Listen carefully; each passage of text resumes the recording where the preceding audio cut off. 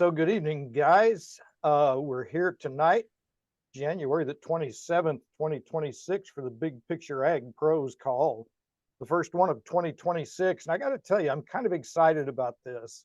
The last couple weeks, I've been traveling around, was able to go to Indianapolis.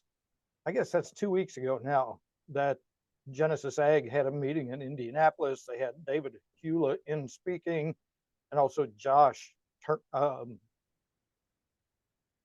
Gosh, now Josh's last name escaped me. Thurman. Thurman, that's it. I knew it started with T, and man, I just couldn't spit it out there at the last. So, but yeah, Josh spoke as well.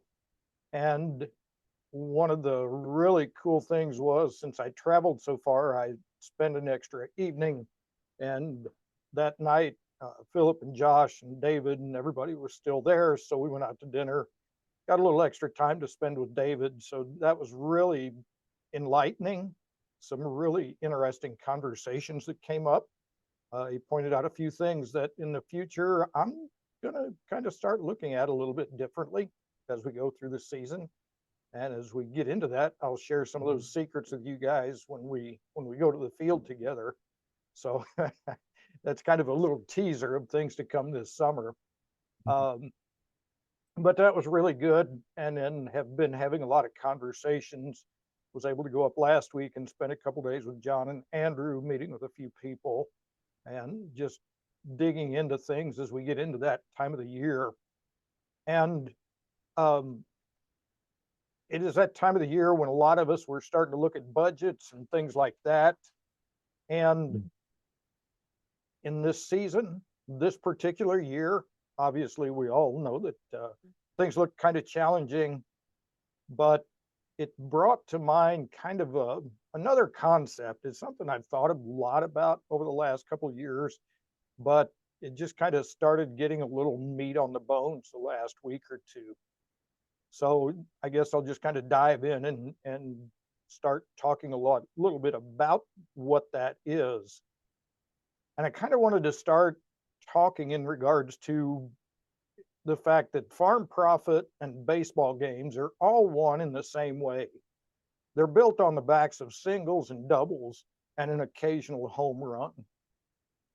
You know, ball teams aren't built on only home run hitters.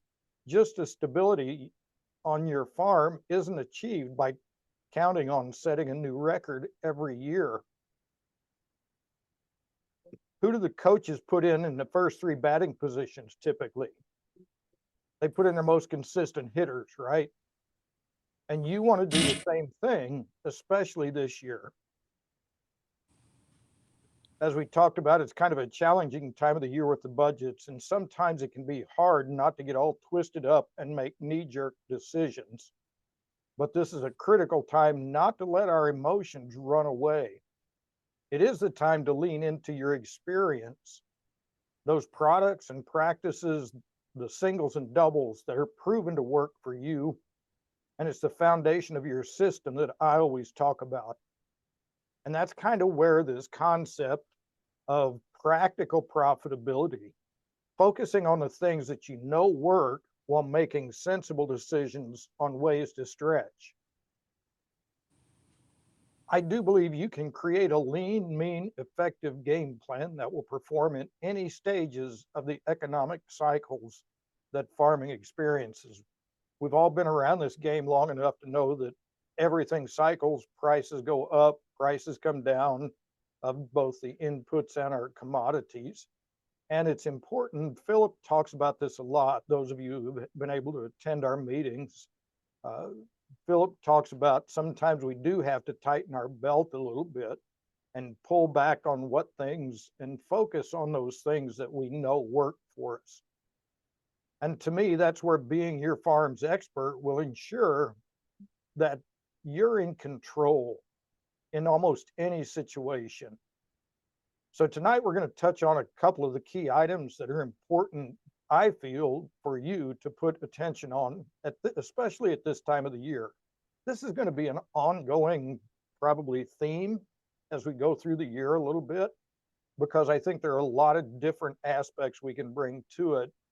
But as I thought about the different components of this, it really kind of came down to what are some of the things that you might be thinking about right now, or maybe need to be doing this time of the year to be prepared for when we do get a chance to go to the field.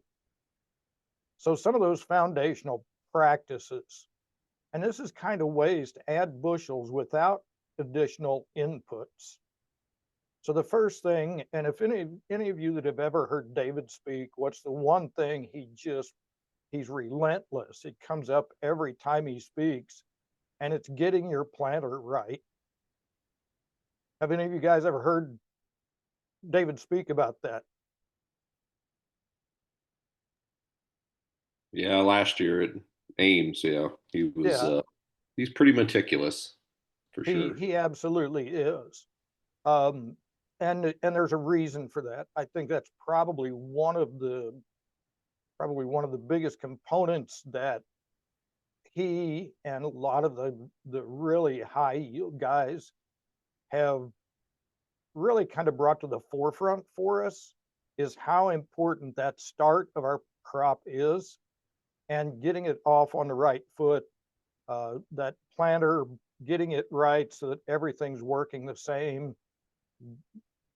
David even made the comment the other day that he said if you walk across the back of the planter and your depth adjustment is set on the same notch all the way across the planter, you probably haven't checked it close enough, because very few of them are actually that consistent all the way across.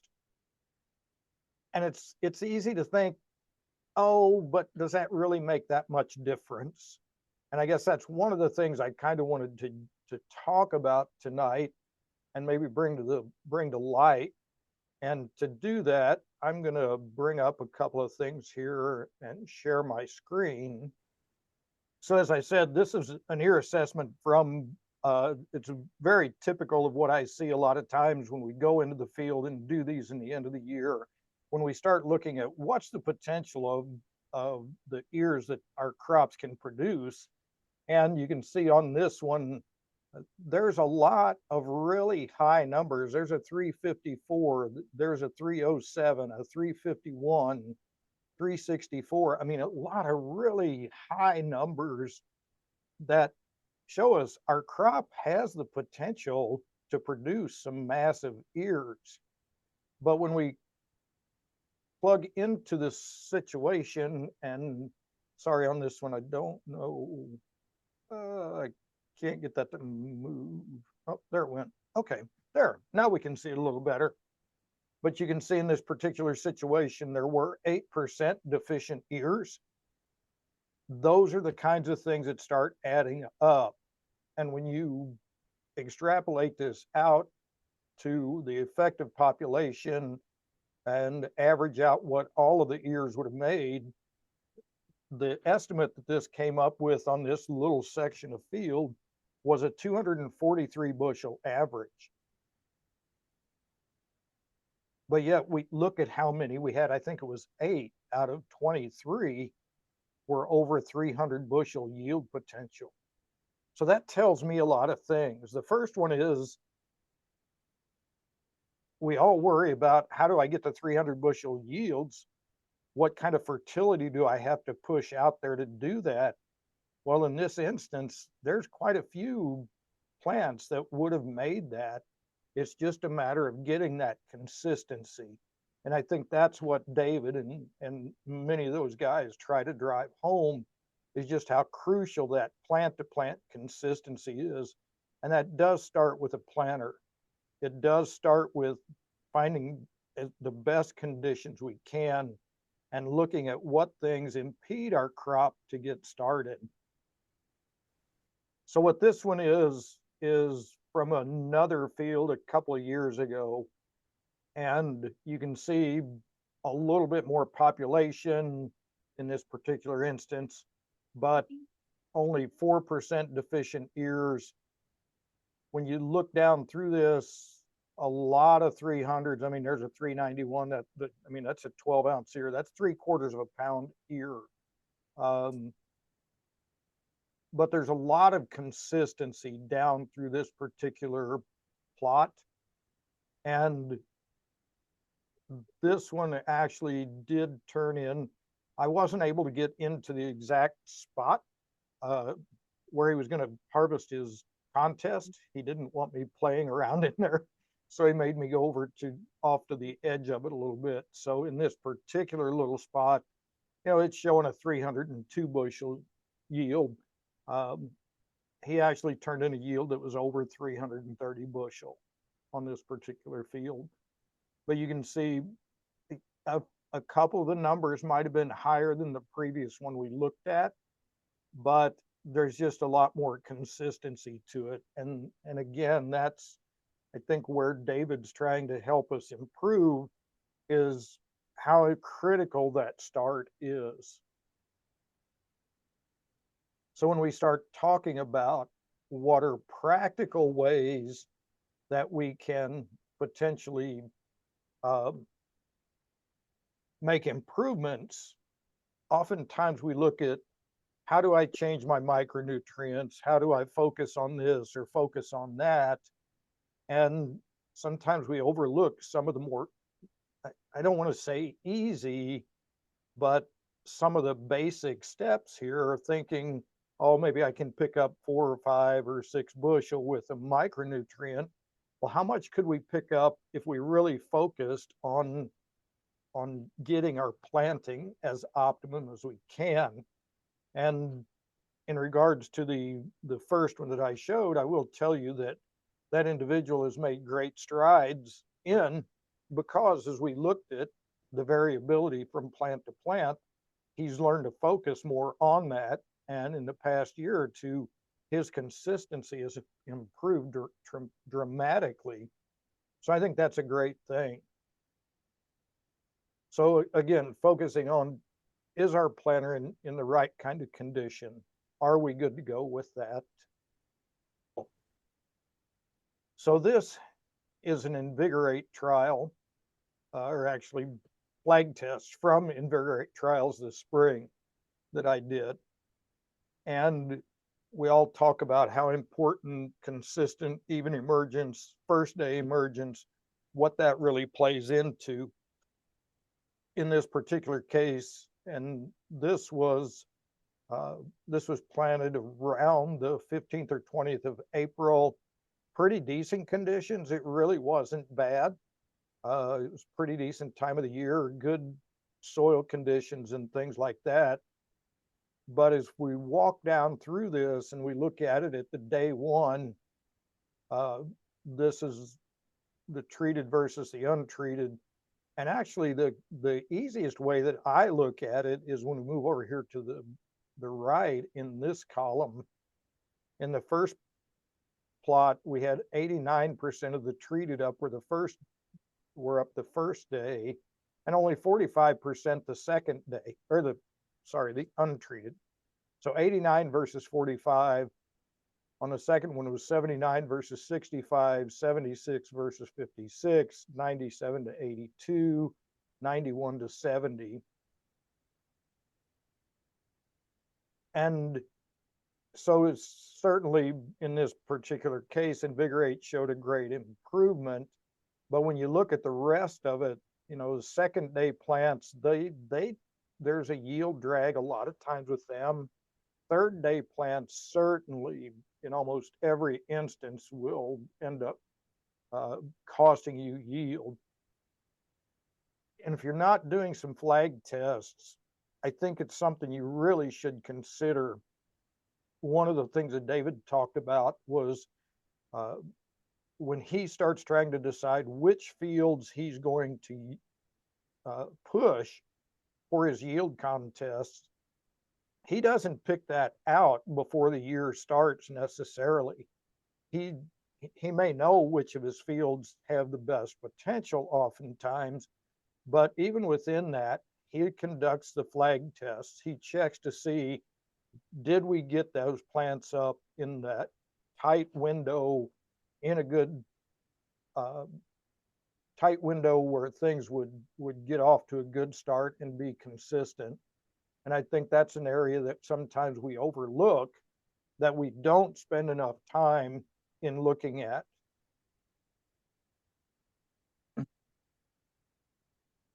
one of the other things that that David talks about in his meetings is when he goes to the field is looking at his GDD forecast even. And any of you that have heard him speak, he shares that even with a strong emerging, with a hybrid that's got strong emergence, he's looking to accumulate at least 40 GDDs in the first 5 days of after that seed is planted. And if it's not, if he doesn't have those conditions, he'll shut the planter down. And that can be a hard thing to do when we start looking at the forecast, and we've got pretty good conditions today, but the forecast doesn't look good for the next few days. And this is not even just his contest fields. This is all of his fields, because he wants to, as much as he can, get everything off to a good start. And I know that in the rush of things in the real world, sometimes that can be hard for us to do. I'm not saying you have to shut your planter down, but maybe we need to keep those things in mind as we go through the season, or when we get to harvest.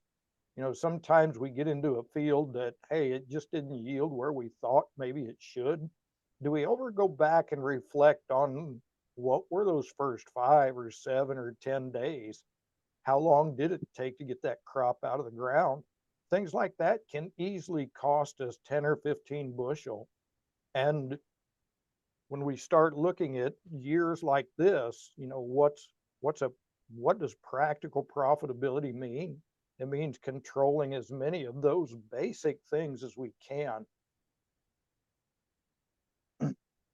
One of the other things I think that we can look at in regards to what are our planting conditions when we get ready to go to the field is, can we adjust our seeding rates? And I don't know if we've got any seed salesmen on the call tonight. If we do, not to upset anybody, but realistically, what seeding rates are we going out to the field with?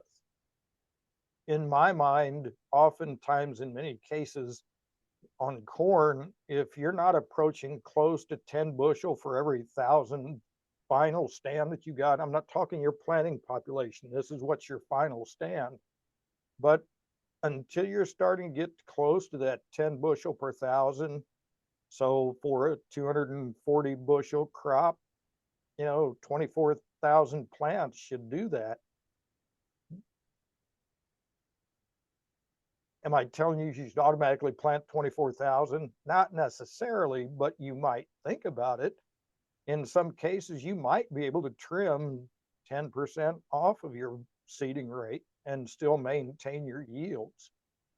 So that might be a place to look at doing some things. In regards to soybeans, and I think probably for me, soybeans is the one that has the most potential.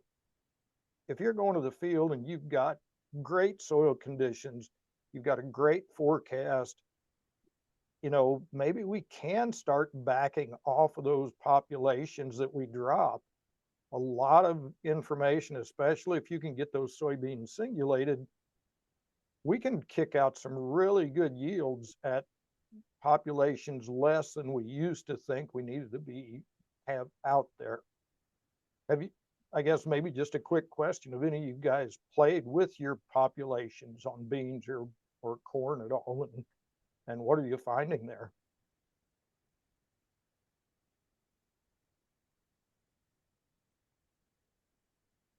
On beans, irrigated, did well, before Philip told me I was suffocating my plants, I was doing 160, 180,000, and then I dropped it down to 120. But then last year my son was planting and he's like, let's do a test, and we did 120, 110, 190, and in the test, 110 dropped was the best for us. So we'll probably just aim for that 110 mark and see what happens. Mm-hmm. Anybody else been playing with their populations?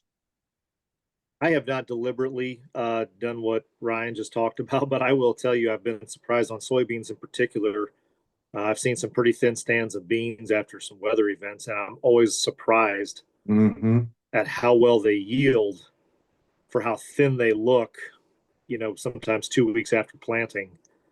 And I get pretty sheepish about not replanting them, but like I say, I'm always surprised when it comes to yield in fall. They're not far off, the higher population fields. Mm-hmm. Yeah, and again, I think soybeans, if you, depending on when you're planting them, if you're out there on a super early planting time, if you're planting them before your corn, how much can you play with that? I think that's something you have to learn to judge for yourself. What your soils do, what you think's going to happen, how quick those beans might get out of the ground. Obviously, the wrong kind of weather, I think, probably impacts soybeans. I guess my gut feeling is it probably impacts them maybe a little more than corn. But we also know with corn, that plant may come up, but if it's 3 or 4 days late, and I think with soybeans, there might be some of that too. Does it affect the yield potential of that plant? So, and I guess maybe the last thing I would talk about, and this is maybe a little premature in the year, but just tracking your GDDs through the season, monitoring your crop, learning to judge when you've got the right conditions to push that crop, or maybe if you need to tap the brake on some of the expenses if things start to turn on you. But I think this year is one of those years that we have to have some flexibility built into our plan for optimizing our inputs. We don't have that luxury that we had a couple of years ago when commodity prices were better, but I think there's still plenty of opportunity for some potential to still plug in profitability this year. I think it just comes back to looking at I guess almost really kind of back to basics is what I'm thinking. When I think about practical profitability, that's really the thing that comes out is what, if I go back to the basics, what would that look like? What are the things that we know work? Or I guess maybe to jump into the next topic of focus for this month, which is fertility. It's probably on everybody's short list of the things that they're going to be trimming. As I've been out in the countryside, there's a lot of conversations about cutting back or even eliminating the P and K. There's a lot of trepidation about that, the potential to give up yield or mining your soils. And I just kind of want to toss out a couple of questions for you to think about. And the first one is, what if many of the things that you've been taught about fertility weren't 100% accurate? And what if the researchers focusing strictly on the chemical processes of plants accessing nutrients miss the biological component? And what if you, following their advice, have actually decreased your plant's access to nutrients by harming those biological communities that can add so much? So this is a client that I work with that we've been doing some testing and trials. I wish I could make this go away again. However, I did that. So this is running some of the total nutrient digestion tests that I think everybody here is familiar with. What we did was a 2-year comparison. So we pulled samples in the fall of 2022 and again in 2024, and just kind of looking at what went on here. So the first thing I kind of want to draw your attention to is when we talk about kind of the first question, or even the second question that I posed, we've been told that if we don't, or that we we need to be applying fertility all of the time. They say we're going to kill ourselves.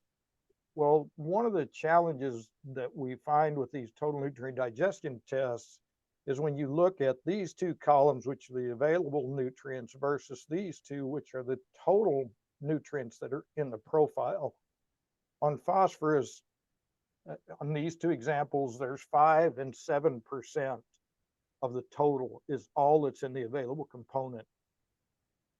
And on the potassium side, it's about 10 and 11%. So there's a huge amount of nutrients out here in our soils. And one of the things that Josh and I have been talking a lot about this spring is we don't have a supply problem in very many of our soils. We have an availability issue. There's nutrients out there. We just need to access them. And in our minds, the best way to do that is by promoting the biological components of our soils, whether it's the native biology that we automatically have that is still out there working, or whether we're supplementing it with things like Revita N or Morphos or any of the other products in our lineup. So focusing on things like, and Ryan, you and I had conversations today talking about how can we keep the carbon in our system functioning well to feed the biology. We talked about focusing on carbos and Vita and Terra. John, you and I and Andrew had those conversations last week with several guys that, you know, the most practical way to gain access to those nutrients is by encouraging your biology to work harder for you.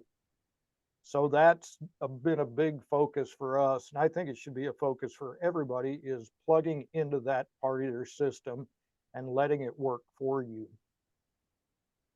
The other thing I kind of wanted to share on this is when we talk about the concept of mining our soils and worrying about replacing those nutrients every year, you know, the removal rate concept that whatever you take off, we have to replace. And I'm not saying we shouldn't be cognizant of that, but in this year when we're all worried, am I going to lose yield? Am I going to, you know, am I going to mine my soils out? I remember back years ago, the thought was if you went a couple years without putting all of the fertility back, there'd be nothing left. Well, in this particular instance, this cooperator, we're doing some trials, and we haven't put any dry P or K on this field, on this part of this field, through these two crop seasons. And I think it was right at 225, 230 bushel corn the first year and 70 plus bushel soybeans the second year. And we haven't, I mean, the phosphorus took a little dip on the available side, but almost every other number on both of these charts went up, except for sodium. And I got to tell you, I'm not worried about sodium going down. I don't think that's a bad thing in our soils still at this point. I just have to tell you, I'm not smart enough to explain this completely. I don't know what's going on here exactly, but I think we can look at information like this and it should ease our mind a little bit that if we back off of our nutrients and, you know, maybe we use 50% or 25% or whatever number, if you feel like you need some out there, in a lot of cases, if you've got decent fertility to begin with, you know, maybe we're not going to hurt ourselves as much. When we start talking about practical profitability, I think this is a perfect place to be looking at that. And in my mind, not just in years like this when the economics kind of force us to make these kind of choices. But what does this do for us even in other years? I'm not saying we should never put fertilizer out there, that we shouldn't do anything, but I think monitoring it, you guys have heard me talk about this. You could probably give this conversation, most of you, because you've heard it. But these are the practical type of situations I think we should be considering and looking at, especially in this particular year.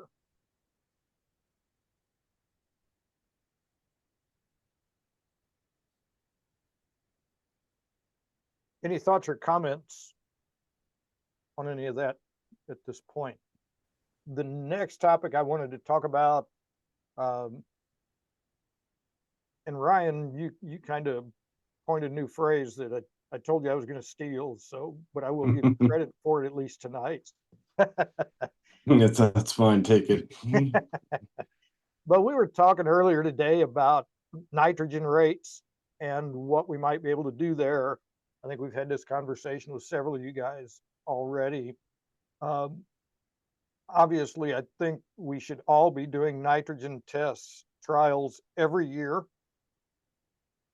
especially if we're utilizing manures or anything like that. I think there's a lot of potential there. Obviously, those can fluctuate from year to year, but there's a lot of potential there. I know, John, you've seen some really interesting things where lower rates of nitrogen actually gave you a little bit better yield especially over the top of manure, and certainly instances where it certainly didn't provide an economic benefit to put an extra amount of nitrogen.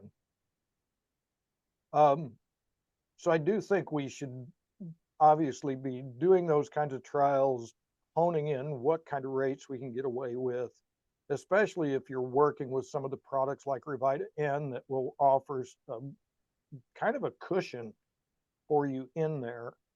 But we've had conversations the last couple of years at our meetings about are we shortchanging ourselves when we only apply nitrogen?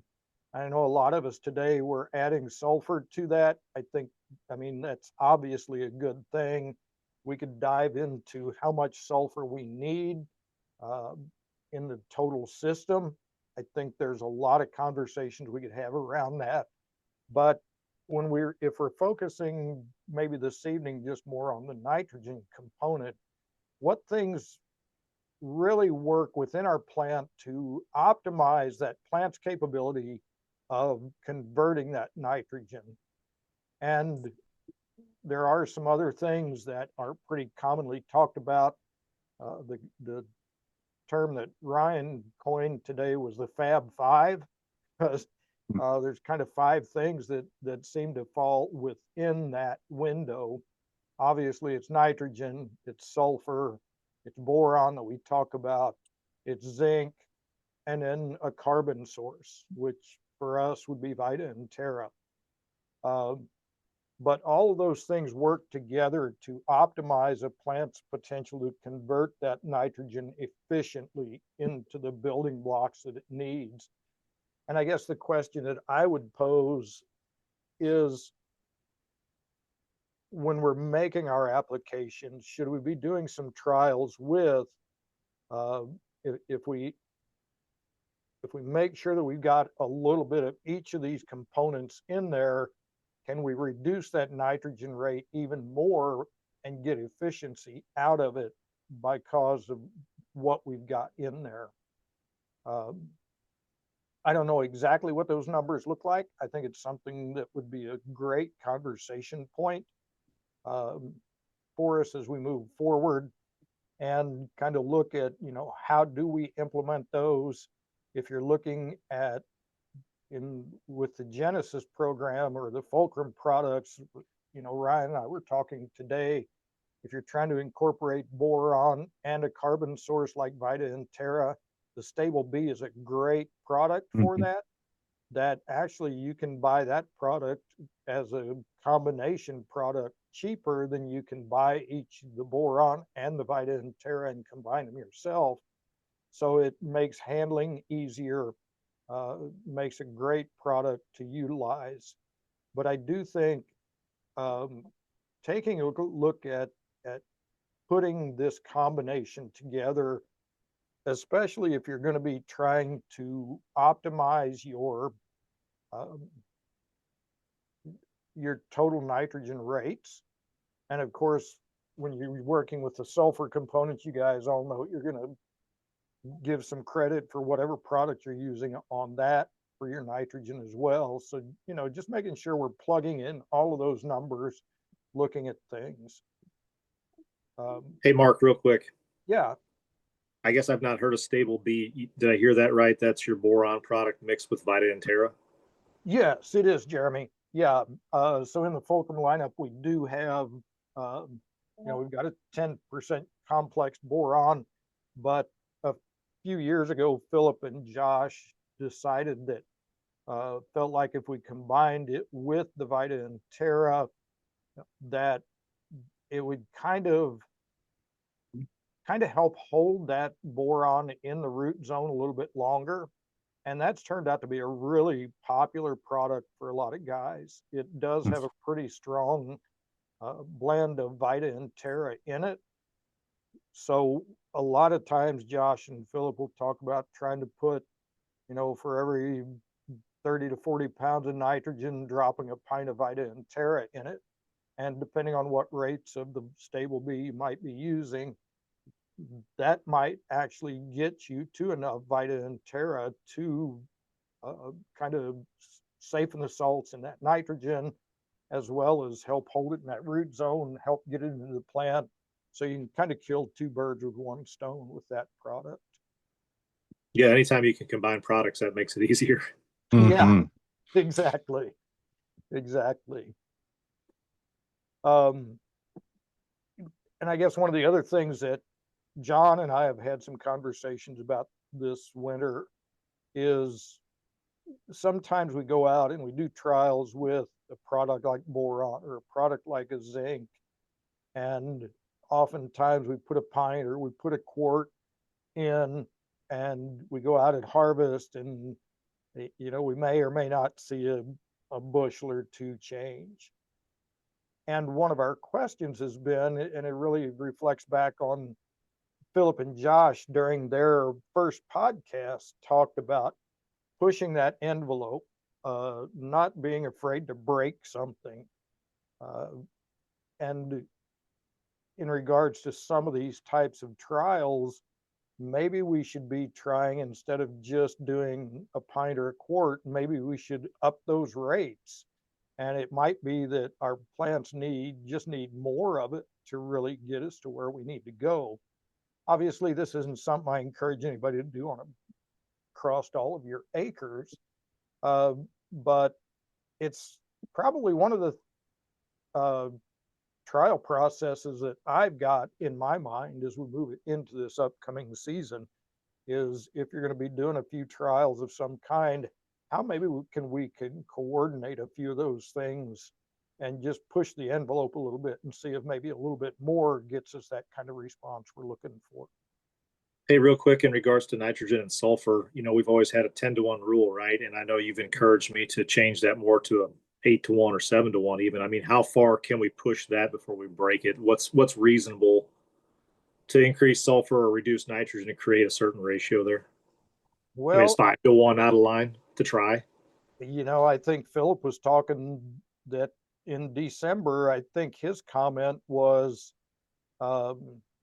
he almost felt like if you were especially pushing, that 250 and above mark, maybe we should be looking at getting 40, maybe even 50 pounds of sulfur into the system might be required to do that.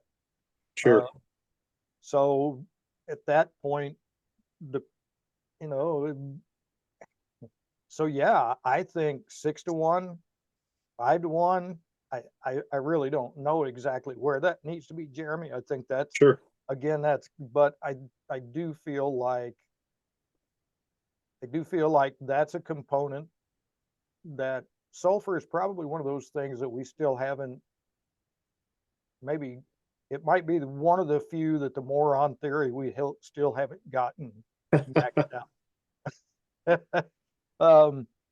So yeah, and obviously I think when you start down that road of sulfur, it's probably one of those products you need to do some checking locally and do a comparison.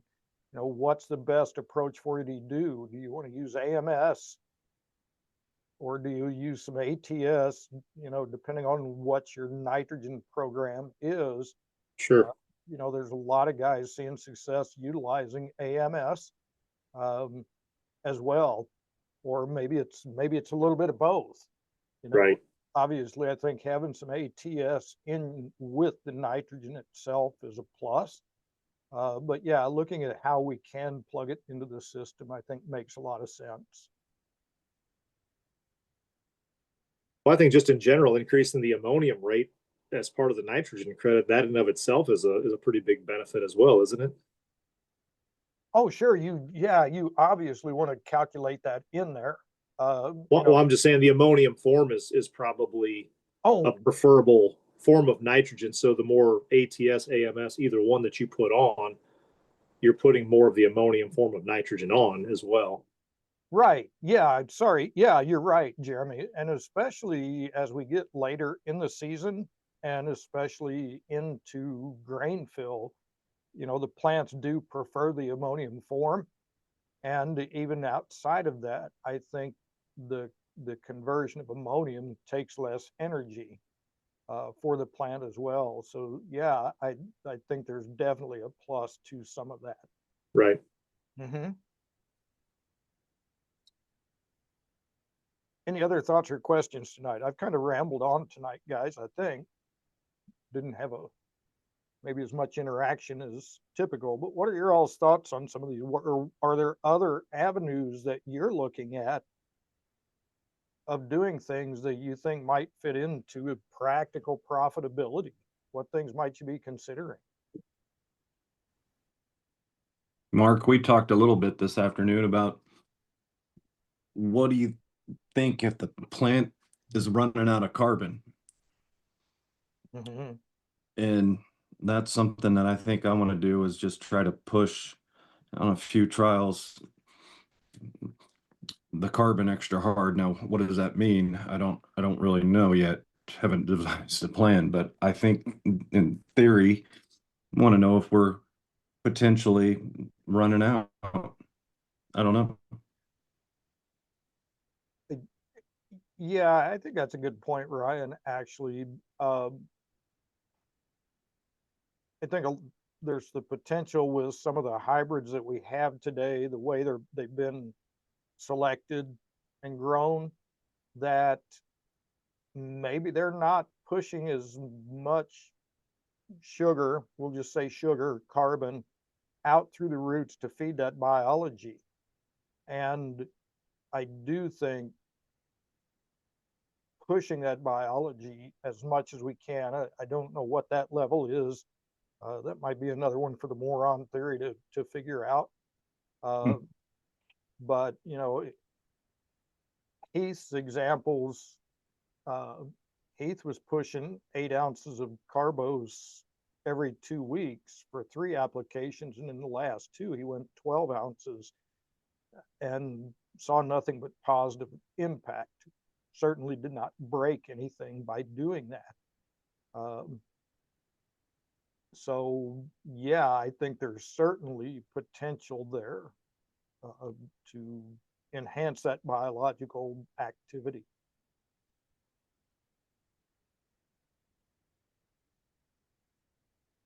Hey, Mark, can I go back to something right quick? Absolutely. So I was just sitting here thinking about that ear assessment, chart you showed early on and the difference in different ears and their weights and yield potential by the ear itself. Mm-hmm. Do you think that is strictly from emergence difference potentially, created by the planter pass? I mean, is there any insight to is it something bigger than that even? I mean, I know we all want the perfect pass and we want them coming up as soon as possible. Yeah. I guess I'm just wondering if that is, it's purely in the planter and we need to focus more on that, or is there something else going on there possibly? I'm not, I know it's a big question, but I'm just wondering that. yeah, no, and it's a great question, Jeremy. I do think I certainly saw this year in the flag test that I did, because I monitored those throughout the season.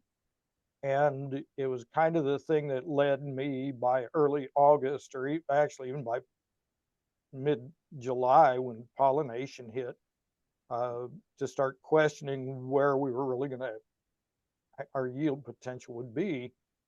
Because even in these flag tests, plants that had come up the first day were falling out of line. They weren't all. So in season weather this year in the trials that I was able to watch here close to home certainly had an impact. Some of that's out of our control, obviously.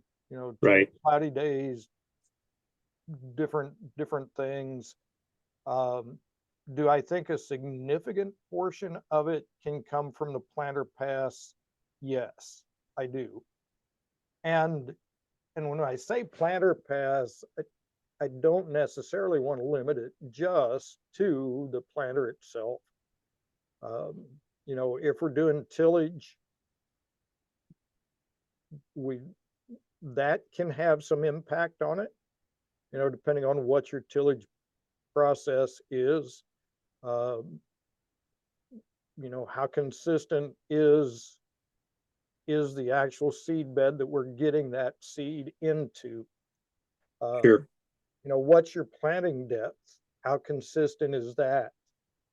Well, I guess it just makes me question how much variability exists. For example, if you had 2 years that were side by side, say they both emerged on the same day, but they had 2 different weights, what else could be causing one to pull ahead of the other one? Is it possible there's some sort of dominance there? I know that sounds silly, where one's actually pulling away from the other one, taking away from the other one. You know what I mean?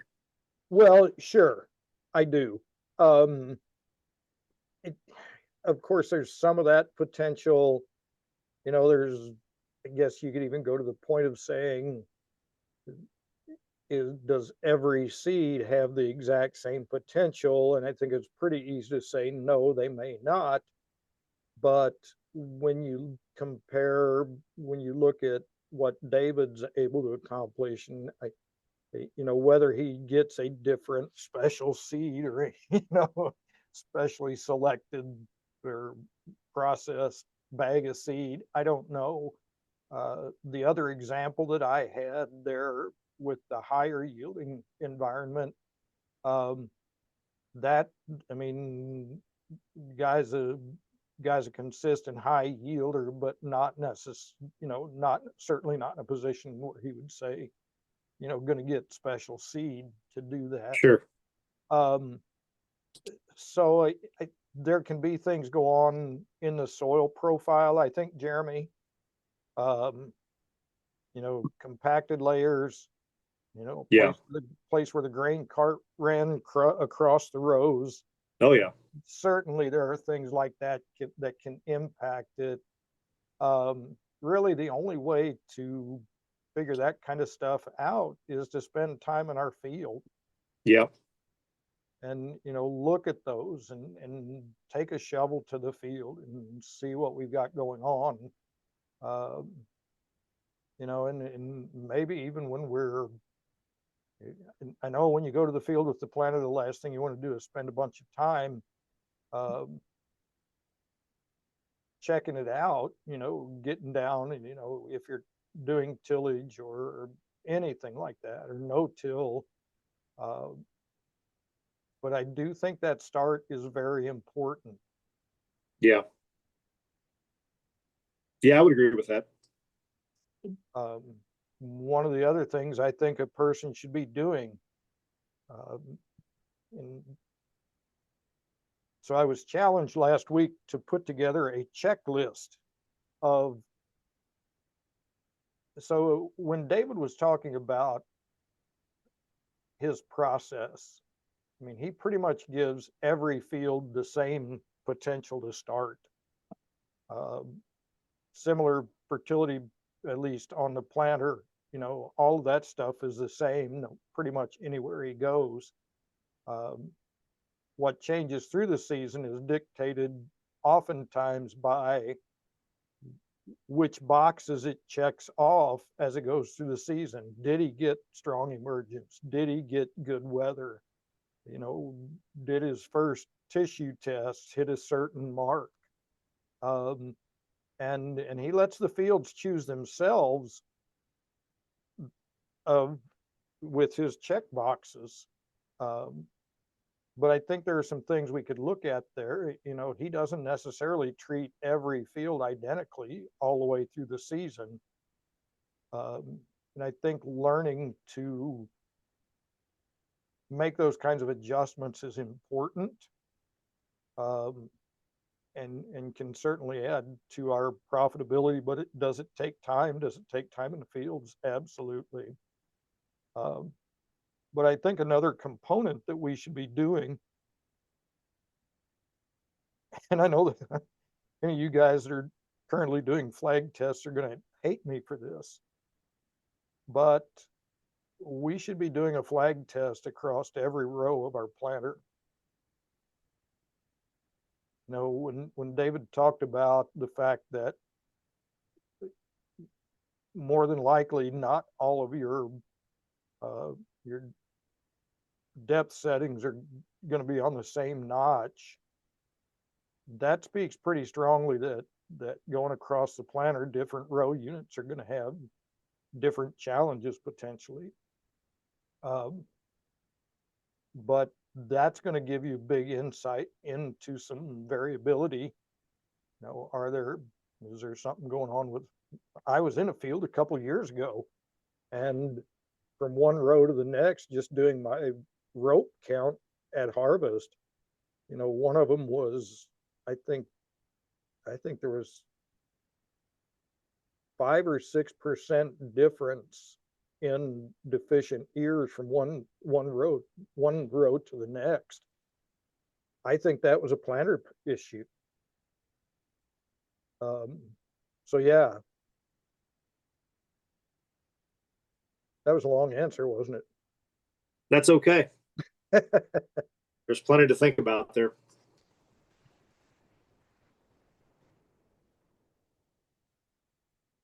Any other thoughts tonight? I mean, I'll just jump in on the nitrogen thing. I guess, you know, one thing we saw this year, Mark, and Mark knows this, but, you know, a later application of less nitrogen actually out yielded an earlier application of more nitrogen in a field of mine. So it kind of begs the question, are we still putting out too much too early? And I guess that's something that we need to keep thinking about and testing. Not that I'm going to go all in, but that kind of opened my eyes to, are we still front loading too much? Which I didn't think that we really were, but we've already reduced but I mean, just the timing of applications sometimes makes the difference also. So it can. I mean, there's a lot of unknowns here. Everybody's situation's potentially different. So, you know, what works for you may be different than somebody else, but I do feel like the more of these kinds of trials and things that we can do as a group and share with each other, the faster we can all gain some knowledge and understanding. So again, this is kind of a starter. I would like to hear your feedback. You know, if you guys get a chance, I'm sure I'll be talking to all of you guys the next few days, but let me know what your thoughts are on this. Is this a valid direction to go? You know, one of the things that runs through my mind all of the time when we get into this part of the cycle that we're in is I really wish we'd have been doing more trials when profitability was good, because we'd be better prepared now to know which decisions we can count on.